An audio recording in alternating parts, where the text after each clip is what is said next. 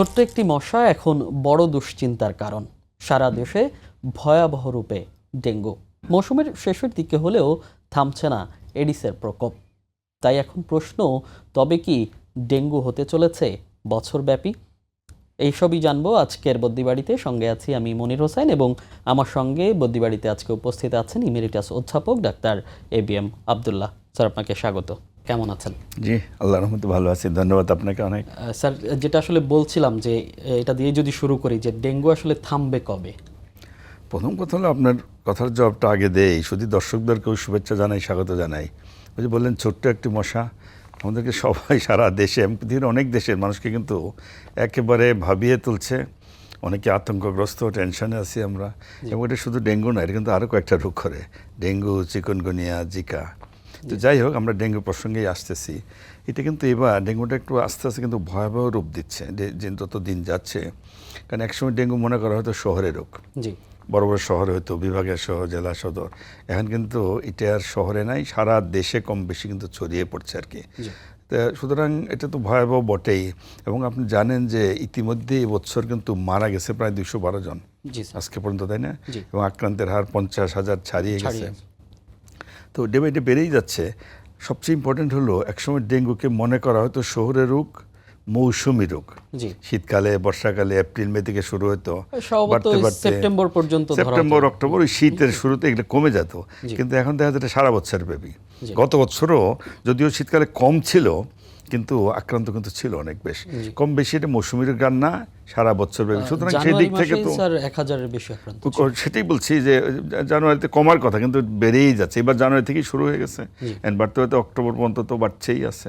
এবং আগামীতে আমাদের ভয় হলো যে আগামী 1-2 মাস বোধহয় এটা আরও বেশিই থাকবে, শীতের আসার আগ পর্যন্ত। এবং যেহেতু এটা আর মৌসুমি নাই, সারা বছরব্যাপী হচ্ছে, তো মনে হয় যে শীতকালেও থাকবে, যদি না আমরা এটাকে নিয়ন্ত্রণ করতে পারে। নির্মূল হয়তো হবে না। স্যার, নিয়ন্ত্রণের প্রসঙ্গে আসবো, তার আগে আমাদের কাছে একটি প্রতিবেদন আছে যে পরিসংখ্যান এই বছর কত আক্রান্ত, সেটি আমরা দেখে জি, অবশ্যই অবশ্যই।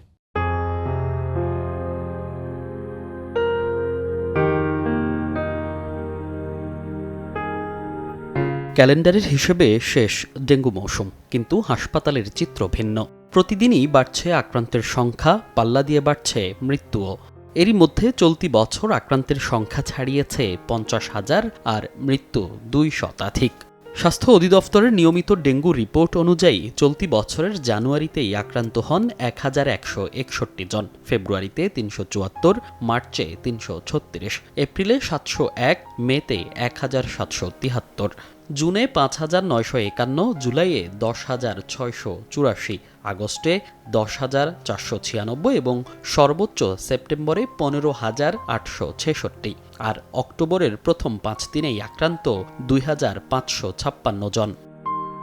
একই রকম হারে বৃদ্ধি পেয়েছে মৃত্যুর সংখ্যাও। জানুয়ারিতে ডেঙ্গু আক্রান্ত হয়ে মারা যান 10 জন, ফেব্রুয়ারিতে 3 জন, মার্চে ডেঙ্গুতে কারো মৃত্যু না হলেও এপ্রিলে মারা যান 7 জন, মেতে 3, জুনে 19, জুলাইয়ে 41, আগস্টে 39 এবং সর্বোচ্চ সেপ্টেম্বরে 14 জন, আর অক্টোবরের প্রথম 5 দিনে মারা যান 14 জন।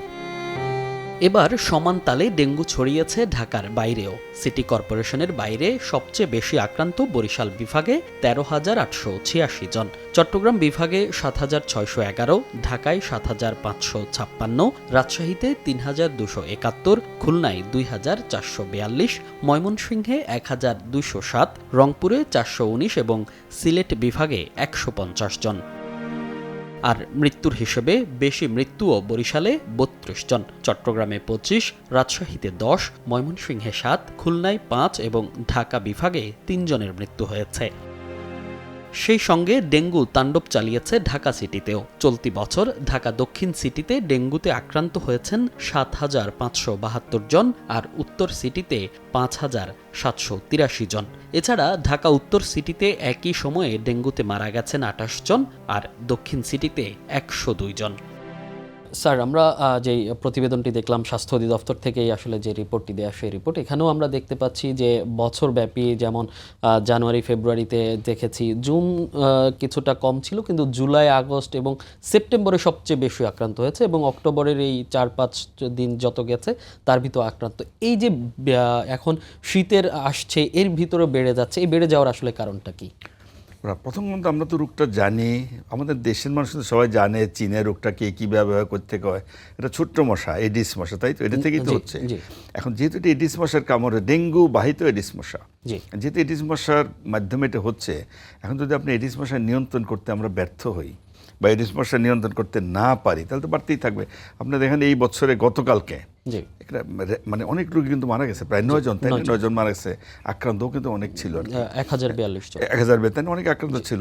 সুতরাং এইভাবে যদি বাড়তেই থাকে, আর আমরা যদি মশা, আমরা জানি যে মশার কামড়ে হচ্ছে ডেঙ্গু বাহিত এডিস মশা, যেহেতু মশার কামড় হচ্ছে, মশা নিয়ন্ত্রণ করতে যদি আমরা ব্যর্থ হই, যদি মশা নিয়ন্ত্রণ ঠিক মতো না করি, তাহলে তো এটা বাড়তেই থাকবে আর কি।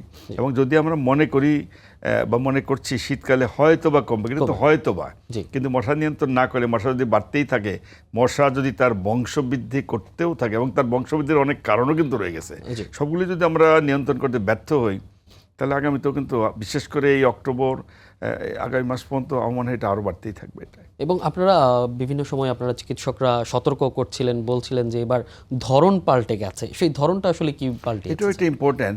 আপনার সবই বলতে পারেন যে মশার ধরনও পাল্টে গেছে, ডেঙ্গুর ধরনও পাল্টে গেছে। মশার ধরন বলতে, মশার কথাটা আগে বলি, আমরা আগে বলতাম যে মশাটা সকাল বিকাল কামড়ায়, কম আলোতে, সকালেও কামড়ায়, বিকালে কামড়ায়, এরকম আর কি। এখন দেখা যায় মশা কিন্তু রাতেও কামড়ায়। ইভেন শুধু তাই না, ব্রাইট লাইট, যদি বেশি আলো থাকে রাতে, সেখানেও কিন্তু মশা কামড়ায়। অর্থাৎ মশা তার চরিত্র বদলিয়ে ফেলছে। ডেঙ্গুর ধরনও পাল্টে গেছে। ধরন বলতে আমরা এটা বলছি, ক্লাসিক্যাল ডেঙ্গু বলতে যা মিন করি আমরা, রোগী তো ডেঙ্গু যেহেতু জ্বর, এটার ভাইরাস জ্বর, সুতরাং হাই টেম্পারেচার 103, 4, 5 এরকম হয়ে যায়, অনেক জ্বর হয়, জ্বর শরীর ব্যথা, মাথা ব্যথা, গিরেগার ব্যথা, পিঠে ব্যথা, চোখের পিছনে ব্যথা, এগুলোতে কিন্তু বোঝা যায় তো আর কি, এগুলো খুব ইজিলি বোঝা যায়। এবং এটা এত ব্যথা করে, এটার আরেকটা নামই হলো ব্রেক বোন ফিভার, মানে হাড় ভাঙ্গা জ্বর। এত ব্যথা, এমন আমরা আগে দেখতাম, সেই 2000 সন থেকে তো আমি দেখে আসছি ডেঙ্গু, রুগী বলে যে আমার ধরে মনে হয় হাতুড়ি দিয়ে পিটাইছে, এরকম ব্যথা করতো। এগুলো টিপিক্যাল। জ্বরের 4-5 দিন পরে জ্বর কিন্তু এমনি চলে যায়, 4-5 দিন পরে জ্বর চলে যায়, গায়ে র্যাশ হয়, অ্যালার্জির মতো র্যাশ, ঘামাচির মতো, যেগুলো আমরা বলবো অ্যালার্জির মতো যাই বলেন, এগুলো 4 দিন 4 তারিখে এরকম হয় আর কি। তারপরে 6-7 দিন পরে আস্তে আস্তে হয়তো কমতে থাকে। এই যে টিপিক্যাল লক্ষণ, এগুলো অনেক রুগীর দেখা যায় না। দেখা যায় রুগী যত হাইট 104-5 হয়, অল্প জ্বর থাকে, 102-3 হতে পারে, 100 হতে পারে, অল্প জ্বর থাকে, শরীর ব্যথাও বেশি নাই, বল্প আছে, গলা ব্যথা, সর্দি, কাশি এরকম হতে পারে। ইভেন র্যাশ অনেক রুগীর গায়ে দেখা যায় না, র্যাশ যেটা বলি আমরা অ্যালার্জির মতো, এটাও কিন্তু দেখা যায় না। এমনকি আমরা এমনও দেখি 1-2 দিনের জ্বর, সামান্য জ্বর, রুগী হয়তো পাত্তাই দেয়, একটু জ্বর হলে কে পাত্তা দেয়, অল্প ব্যথা, শরীর ব্যথা, সর্দি, কাশি, নাকে পানি, হাঁচি, এগুলো তো হয়ই। দেখা যায় 2 দিন থেকে রুগী খারাপ হয়ে যাচ্ছে, শকে চলে যাচ্ছে, ব্লাড প্রেশার পাওয়া যায় না, পালস পাওয়া যায় না, এটাকে বলে ডেঙ্গু শক সিনড্রোম। তাড়াতাড়ি হাসপাতালে যাচ্ছে, ভর্তি করা লাগছে। এমনকি জ্বরের 4-5 দিন পরে আগে যেটা দেখতাম আমরা, তখন রক্তের প্লেটিলেট কমে যায়। প্লেটলেট কমলে রক্তক্ষরণের ঝুঁকি থাকে। রক্তক্ষরণ বলতে রুগী ব্রাশ করে রক্ত যায়, নাকে দিয়ে রক্ত, পায়খানার সঙ্গে রক্ত, প্রস্রাবের রক্ত, সাথে রক্ত। মেয়েদের যেমন অসময়ে পিরিয়ড চলছে, বন্ধ হয় না, অথবা সময় হয় না, তাও এরকম কিন্তু ঘটনা ঘটতে পারে। এই ধরনের লক্ষণ কিন্তু বোঝা যায়, রুগী দেখা যায় 2 দিনেই খারাপ হয়ে যাচ্ছে। তাহলে স্যার এখন আসলে কিভাবে বুঝবে? এটার প্রথম কথা হলো খুব মানে মুশকিল বোঝার জন্য। আগে যেমন রুগীরা কিন্তু বুঝতো, রুগীরা নিজেরাই এসে বলতো আমার ডেঙ্গু হয়েছে, এটা বোঝায় না রুগীরা, এই একটা প্রবলেম। 2 নম্বর, অনেকে একটু অবহেলা করে দেরিতে দেখ, অবহেলা বলবো না, মনে করে 2-3 দিনের জ্বর, কে আর দেখি করতে সময় ক্ষেপণ করেন, এটাও একটা প্রবলেম। বুঝার আসলে প্রথম কথা হলো যে যেহেতু ডেঙ্গু হচ্ছে, প্রচুর হচ্ছে, কম বেশি, তাই না, সারা দেশে, শহরে তো হচ্ছে, সেজন্য আমরা রুগীদের যেটা বলি যে আপনারা যে কারণে 1 দিন 2 দিন 3 দিন জ্বর, বিশেষ করে বাচ্চাদের ঝুঁকিটা আরও বেশি, ঝুঁকিটাও বলা উচিত, যারা বয়স্ক, যারা বিভিন্ন রোগে ভোগে, diabetes, high blood pressure, kidney রোগী, লিভারের রোগী, ক্যান্সারের, এই ধরনের রোগী, গর্ভবতী মহিলা, এই ধরনের রোগী, তারাও তো ঝুঁকির মধ্যে। তাদের প্রত্যেকের জন্য বলবো, যাদেরই 1 দিন 2 দিন জ্বর আছে, জ্বর অল্প থাক বেশি থাক, আপনার ডেঙ্গুর টেস্টটা করাই নেবেন। খুব সিম্পল টেস্ট, NH1 অ্যান্টিজে 1-2 দিনের মধ্যে পজিটিভ আসে, এর সঙ্গে ব্লাড কাউন্টটাও করে নেবেন। করার উদ্দেশ্য 2টা, এক নম্বর যদি করেন, আল্লাহ না করুক যদি ডেঙ্গু হয়েই যায়, তাহলে আর্লি ডায়াগনোসিস হবে, তাড়াতাড়ি ডায়াগনোসিস হলে সেই অনুযায়ী ডাক্তারের পরামর্শ অনুযায়ী চিকিৎসা নেবেন, এই একটা করবেন। অথবা যদি আসলে সিরিয়াস হয়, তাহলে হাসপাতালে হয়তো ভর্তি হতে পারে। আরেকটা হলো, আর্লি ডায়াগনোসিস করলে যদি পজিটিভ হয়, এই রুগীটাকেও একটু আইসোলেট করতে হয়, মশার নিচে রাখা, কয়দিন আলাদা, 4 দিন 5 দিন আলাদা রাখা, কারণ ওকে যে মশা কামড়াবে, এই মশা যাকেই কামড়াবে ছড়াবে। সুতরাং 2টা লাভ, আর্লি ডায়াগনোসিস হলো, তার মাধ্যমে অন্যদের যাতে না ছড়ায়, এটাও কিন্তু জরুরি। এই জন্য যে কোনো রুগীদেরকে বলছি, আবারও বলছি, আপনার 1 দিন 2 দিনের জ্বর হোক, বিশেষ করে বাচ্চাদের, বয়স্কদের আপনার ইগনোর করবেন, অবহেলা করবেন না, আপনার টেস্টটা করায় নেন। নিয়ে যদি পজিটিভ হয় ডাক্তারের পরামর্শ অনুযায়ী চিকিৎসা নেন। কারণ হঠাৎ করে খারাপ হয়ে গেলে, যেটা আমি বললাম যে পালস পাওয়া যায় না, ব্লাড প্রেশার পাওয়া যায় না, ডেঙ্গু শকে চলে যাচ্ছে, অজ্ঞান হয়ে যাচ্ছে, হয়ে গেলে কিন্তু মুশকিল, চিকিৎসা করাও ডিফিকাল্ট। এবং যে এতগুলো মারা যাচ্ছে তার মূল কারণটাই হলো ডায়াগনোসিসটা ডিলে হচ্ছে, দেরিতে হচ্ছে, রোগী পড়ে যাচ্ছে, সিরিয়াস হয়ে যাচ্ছে, হাসপাতালে যখন ডেঞ্জারাস হয় তখন যায়, তাতে তো প্রবলেম হয়। যেন আর্লি ডায়াগনোসিসটা খুবই জরুরি। এই জন্য আবার বলছি, আপনার যে কারোরই হোক, এটা খুব বেশি পয়সাও লাগে না, খুব খরচও কম, 300-400 এরকম, সরকারিতে আরো কম, প্রাইভেটে হয়তো একটু বেশি করে। আর্লি ডায়াগনোসিসটা খুবই জরুরি। তাহলে হয় কি, ওই অনুযায়ী চিকিৎসা নিলে, যদিও চিকিৎসা সাপোর্টিভ, তারপরেও চিকিৎসা নিলে তাহলে এই যে মারা যাচ্ছে এত ডেথ, বিশেষ করে বাচ্চাদের, কম বয়সে অনেকে, এই জিনিসটা কিন্তু কমানো সম্ভব। লক্ষণের কথা বলছিলেন এবং এক প্রকার বলছিলেন যে হাড় ভাঙা জ্বর এবং সেই সঙ্গে ব্যথা। এই ব্যথার সাথে কিন্তু স্যার আরেকটা জিনিস জড়িত, চিকুনগুনিয়াও আমরা এবার পাচ্ছি। সেক্ষেত্রে তো আসলে গোলমাল পাকিয়ে যাচ্ছে যে কখন ডেঙ্গু হচ্ছে বা কোনটা চিকুনগুনিয়া, সেটা কিভাবে? এটা ইম্পর্টেন্ট। প্রথম কথা হলো, দুইটাই তো জ্বর, ভাইরাস জ্বর। ইভেন জিকাও আছে, জিকাও এবার একটু কম হয়েছে, তাও জিকা রোগীও কিন্তু আমরা পাইছি দু একটা। ডেঙ্গু, জুগা, চিকুনগুনিয়া লক্ষণ প্রায় একই রকম।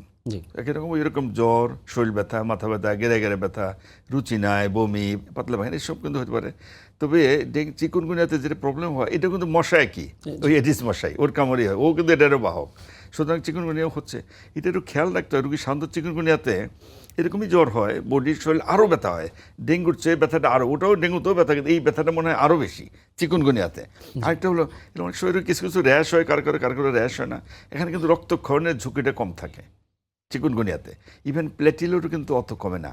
প্রায়ই দেখা যায় আমরা যে রুগীগুলো পাই, রুগী এসে বলে 2 দিন 3 দিন বা একদিনের জ্বর চলে গেছে, ব্যথায় সে কাতর, প্রচণ্ড ব্যথা, হাড়ে ব্যথা, গিরে গিরে ব্যথা, এত ব্যথা, রুগী উঠে দাঁড়াতে পারে না, টয়লেটে যেতে পারে না, যারা নামাজ বন্দেগী পড়েন তারা নামাজ পড়তে পারেন না, এত ব্যথা।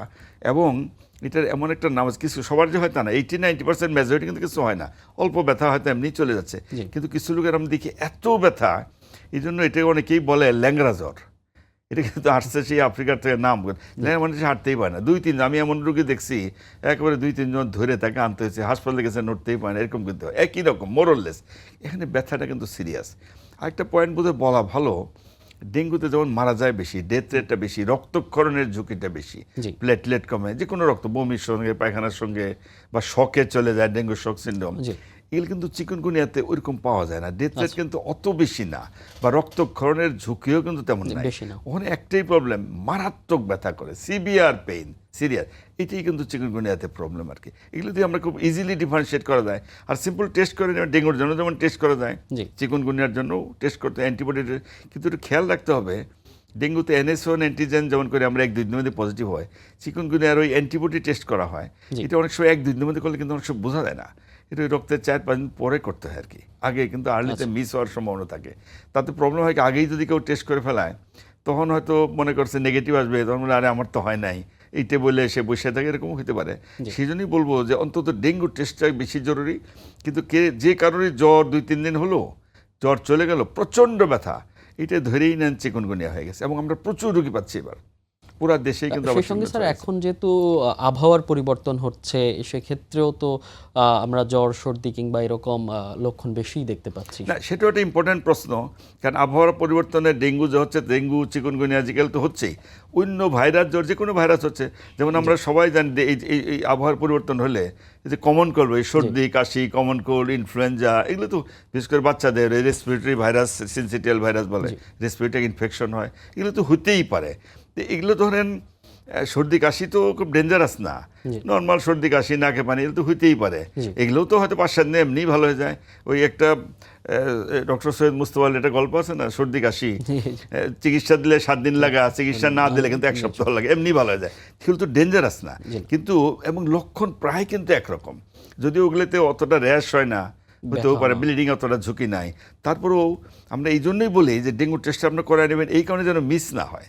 অন্য ভাইরাস হলে তো সে তো ডেঞ্জারাস হবে না, মেজরিটি ভালোই হয়ে যাবে, 5-7 দিন পরে যে কোনো ভাইরাস চিকিৎসা না করলেও ভালো হয়ে যাবে, simple symptomatic treatment, paracetamol, antihistamine দিলেই ভালো হয়ে যাবে। কিন্তু ডেঙ্গু তো ডেঞ্জারাস, যেহেতু ডেতে সবচেয়ে বড়। আরেকটা প্রশ্ন বোধহয় হয়তো আপনার কর্মরা আমি আগে বলেই ফেলি, ডেঙ্গুতে তো মারা যাচ্ছে এবার বেশি, জি তাই না? এটাও তো কেন মারা যাচ্ছে, সুতরাং ঝুঁকিটা তো বেশি। এই জন্য ডেঙ্গুর টেস্ট আমি বলবো যে করে নেবেন আগে। ইনফ্লুয়েঞ্জা বা কমন কোল্ড এগুলোর জন্য এগুলোর রোগীরা নিজেরাই ডায়াগনোস করে ফেলায়, অসুবিধা নেই। কিন্তু মিস যেন না হয় ডেঙ্গুটা, এই জন্যই বলছে আর্লি টেস্ট আপনার করাই নেবেন আর কি। স্যার, ঝুঁকির কথা বলছিলেন, সেক্ষেত্রে আমরা এবার যেটা দেখছি যে মধ্যবয়স্ক কিংবা কিশোর এবং শিশুদেরও আক্রান্তের হার কিন্তু বেশি, এটা আসলে কেন? আচ্ছা, আরেকটা পয়েন্ট আমি বলি, যেটা বলছিলাম, এবার কিন্তু মারা যাচ্ছে বেশি। আমাকে অনেকেই প্রশ্ন করলেন ডেথ রেটটা বেশি কেন হয়, মারা কেন বেশি যায়।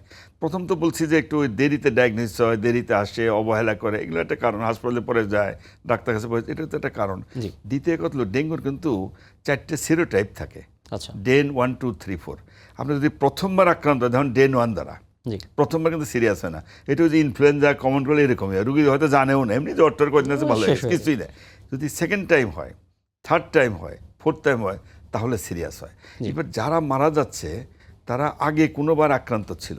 আপনি জানেন আমরা সেই 2000 সন থেকে ফাইট করছি, তারপর অনেক দিন ছিল না, কম বেশি উঠানামা করছে। 2019-এও বেশ সিরিয়াস ছিল, 2020-এও ছিল, 21-22-23-এও ছিল, অনেক লোক মারাও গেছিল আর কি। এবং যারা এবার মারা যাচ্ছে তারা আগে আক্রান্ত ছিল, আচ্ছা, প্রথমবার, দ্বিতীয়বার হ্যাপাটাইটিস। কিন্তু এখন যে এবার হচ্ছে এটা সেকেন্ড টাইম, থার্ড টাইম বা ফোর্থ টাইম হচ্ছে। এবং second time, third time, fourth time হলেই ডেন 2 যেটা, ডেন 2, ডেন 3ও পাওয়া যাচ্ছে, এর কিন্তু ডেঞ্জার আছে, ওই জন্যই কিন্তু মারা যাচ্ছে। সেই জন্যই এই মারা যাওয়ার মূল কারণই একটা, আগে আক্রান্ত ছিল, আবার আক্রান্ত হয়েছে, এই জন্যই মারা যাচ্ছে বেশি। আর বিশেষ করে ঝুঁকির মধ্যে যেমন বাচ্চাদের তো ঝুঁকি একটু বেশি থাকেই। বাচ্চাদের ধরেন বডির প্রতিরোধ ক্ষমতাটা কম। ইভেন যারা বয়স্ক, যাদের ডায়াবেটিস, যেটা আগেও বললাম, ক্যান্সারের রোগী, হার্টের রোগী, লিভারের রোগী, তারপরে স্ট্রোকের রোগী, গর্ভবতী, তাদের ঝুঁকিটা তো আরও বেশি আগে। তারা যদি আগে আক্রান্ত থাকে, যদি সেকেন্ড টাইম, থার্ড টাইম আবার আক্রান্ত হয়, তাহলে তাদের ঝুঁকিটা এই জন্যই মারা যাচ্ছে। ঝুঁকি তো তাহলে সামনের বছরগুলোতে আরো বাড়বে, এটা বাড়তেই থাকবে। যেহেতু এবার যারা আক্রান্ত হলো, অনেকে তো ভালো হয়ে যাবে, আগামী বছর যদি তারা আবার আক্রান্ত হলে আরও ঝুঁকি হবে।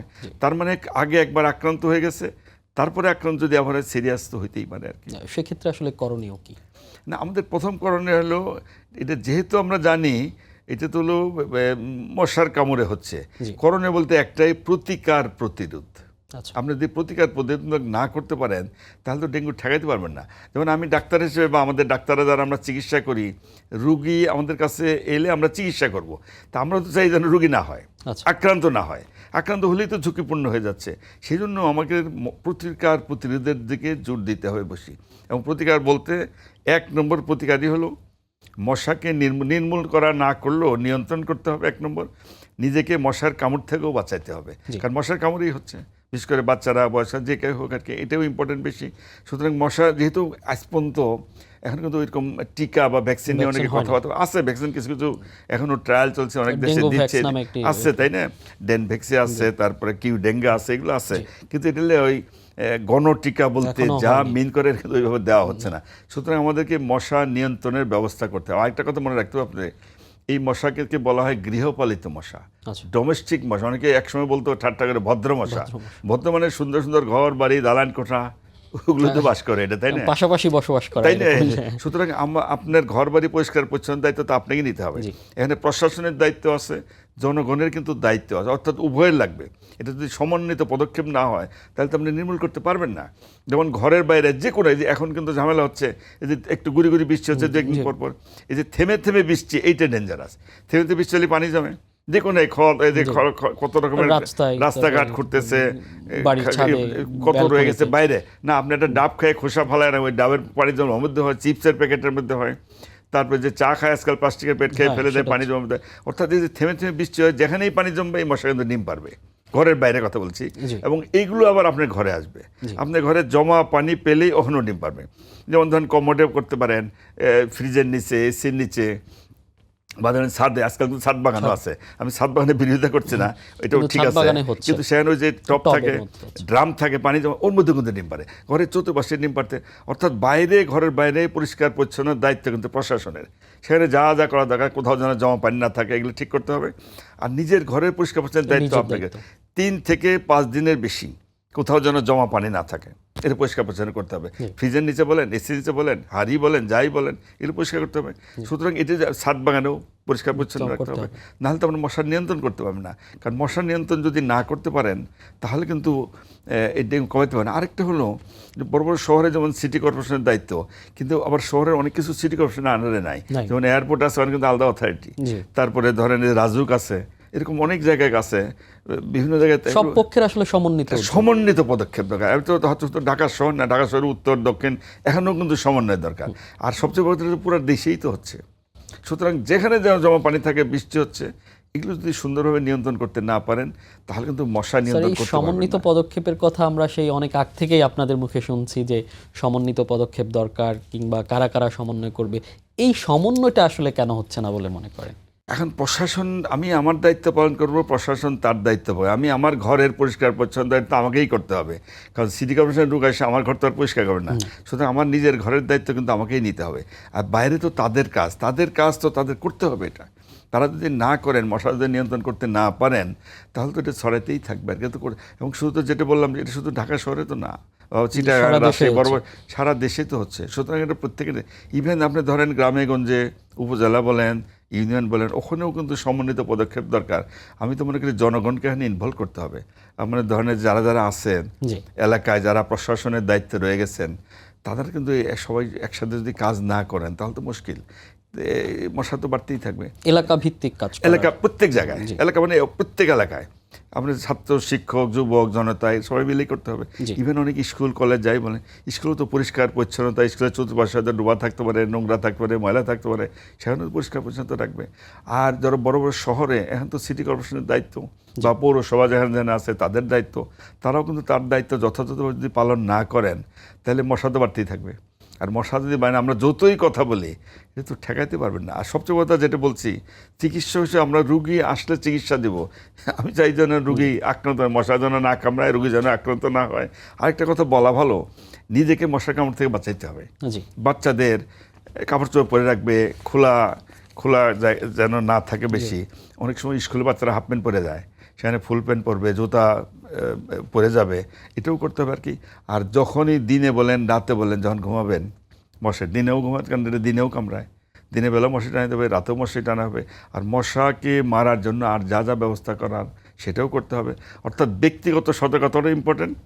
আর সবাই সম্মিলিতভাবে মশা নিয়ন্ত্রণের ব্যবস্থা যদি না করি তাহলে তো ডেঙ্গু আগামীতে আরও ভয়াবহ অবস্থা কিন্তু হবে। সেটা স্যার আমরা বলছি যে ডেঙ্গু প্রতিরোধের ব্যবস্থা। এবার যদি আসি একটু চিকিৎসায়, যে আসলে চিকিৎসা ব্যবস্থা আসলে কি অবস্থা বা কি রয়েছে আমাদের? চিকিৎসা, প্রথম কথা হলো, আমি বা আমাদের ডাক্তাররা, আমাদের অনেক ডাক্তার কিন্তু যথেষ্ট অভিজ্ঞ চিকিৎসার ব্যাপারে, তারা যথেষ্ট এক্সপার্ট। সেই 2000 সন থেকে তো আমরা ডেঙ্গুর বিরুদ্ধে ফাইট করছি। প্রথম হলো তো ভাইরাস, অ্যান্টিভাইরাল কোনো ড্রাগ নাই, এই রোগটাই গুলমেলে। এটা চিকিৎসাই হলো সিমটোমেটিক সাপোর্টিভ, তাতে কিন্তু মেজরিটি ভালো হয়ে যায়। যেমন আমরা রোগীরে বলি, যাদের জ্বর, সর্দি, কাশি এগুলো যাই হোক, আপনারা অন্য কোনো পেইন, খুব ব্যথাও করে, অন্য কোনো পেইন কিলার ডাক্তারের পরামর্শ ছাড়া খাবেন না, শুধু প্যারাসিটামল খেতে বলি। আর কিছু না পারলেও লিকুইড খাবে বেশি করে, পানি, ডাব, ওর স্যালাইন, গ্লুকোজ, শরবত, যাই বলেন আপনারা। অনেকে সমানে ডাব খায়, আবার শুধু ডাবের কথা বেশি আমি বলতে চাই না, এই কারণে গতবার আমার ব্যক্তিগত ডাব দাম বাড়ায় 50 টাকার ডাব 200, 300, 500 টাকা। ডাবটা ইম্পর্টেন্ট তো না, ইম্পর্টেন্ট হলো পানি, লিকুইড আর কি। খেতে পারে পানি, ডাব, ওর স্যালাইন, এগুলো খেতে পারে আর কি, খেতেই হবে, তারা কিন্তু খেতে হবে। লিকুইডটা ব্যালেন্স মেনটেন করতে হবে রোগীকে। যদি কেউ খেতে না পারে, বমি হচ্ছে, পাতলা পায়খানা হচ্ছে, কাহিল, দুর্বল, তাই কিন্তু হাসপাতালে নিতে, তখন আমরা ইন্ট্রাভেনাস ভেইনের মধ্যে স্যালাইন জাতীয় বা লিকুইড বিভিন্ন রকমের আছে, ডাক্তার রুগীর অবস্থা অনুযায়ী দিবে, সেটা দিতে পারবে। ফুড ব্যালেন্সটাকে মেনটেন করতে হয়, সেজন্য রুগীদের খেয়াল রাখবে, যতক্ষণ আমরা ঘরে থাকবেন প্যারাসিটামল যাতে খাবেন, লিকুইডটা বেশি খাবেন।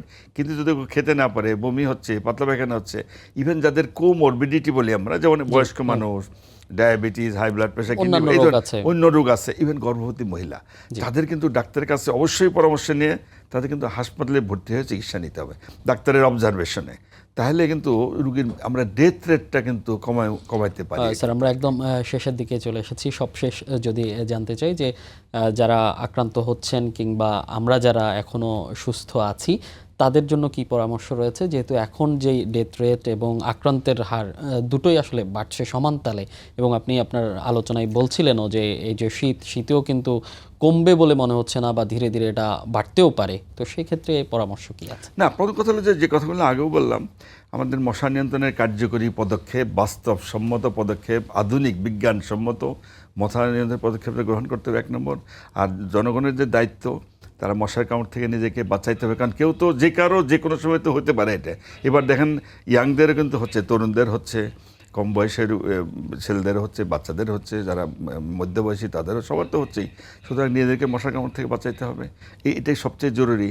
যেহেতু টিকা নাই, সুতরাং প্রতিরোধমূলক প্রতিকার বলতে মশা নিয়ন্ত্রণের ব্যবস্থা করতে হবে, নিজেকে মশার কামড় থেকে বাঁচাইতে হবে, এবং পদক্ষেপটা সম্মিলিত হওয়া উচিত। গ্রামে গঞ্জে যেহেতু সব জায়গায় হচ্ছে, এটা কিন্তু ইম্পর্টেন্ট বেশি। সুতরাং তা না করলে তো আমরা ডেঙ্গু থেকে আমাদের নিজেদেরকে, আমাদের জাতিকে, আমাদের মানুষকে তো আমরা বাঁচাতে পারবো না।